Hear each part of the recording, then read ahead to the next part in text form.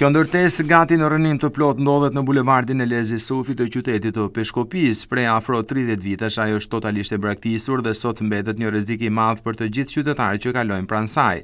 Ndërkohë Meleq Deshati, i cili rrezikon jetën sa herë hyn e del nga banesa e tij ngjitur me ndërtesën në rënim, thotë se për këtë problem i është drejtuar ndër vite të gjithë kryetarëve të bashkive Dibër me shkresa zyrtare, por asnjëri prej tyre nuk e ka zgjidhur si problematik. Po ashtu Deshati thotë se i ka dërguar ankesë edhe prefekturës Dibër dhe qeverisë, por ka marrë vetëm një përgjigje që do të tentojnë ta zgjidhin problemin. Meleq Deshati kërkon zgjidhjen e problemit të sigurisë së jetës për të dhe familjen e tij nga një ndërtesë e braktisur, pasi rrezikon t'i dëmtojë edhe biznesin që ka ngjitur me të. Kam një ankesë për vitesh në raport me ndërtesën që kam para objektit tim, e cila është e viteve 1930 dhe me sa e shikojmë dhe është faktike që kjo ndërtesë përbën një rrezik për mua si familjar dhe për biznesin që kam.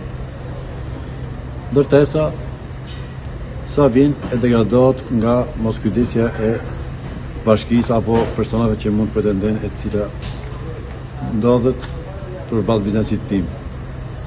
Kjo ndërtesë përbën rrezik për jetën e para.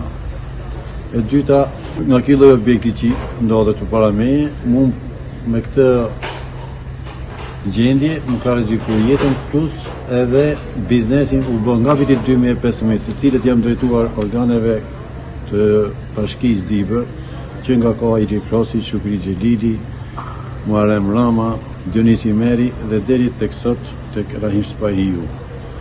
Po kështu jam bë me letra ndjeni prefekturën që shkemi një pikë, thonë nuk kemi letra dhe nuk dim vendodhin e objektet e ku i ndodhet ky objekt.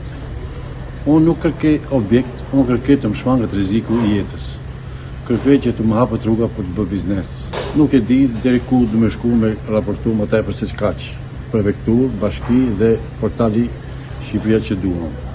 Nuk e di, kërkej ndihmë që të më zgjidhin problemin tim që kam momentalisht. Ose të mbyll dyqanin, të mbyll biznesin dhe të largohem.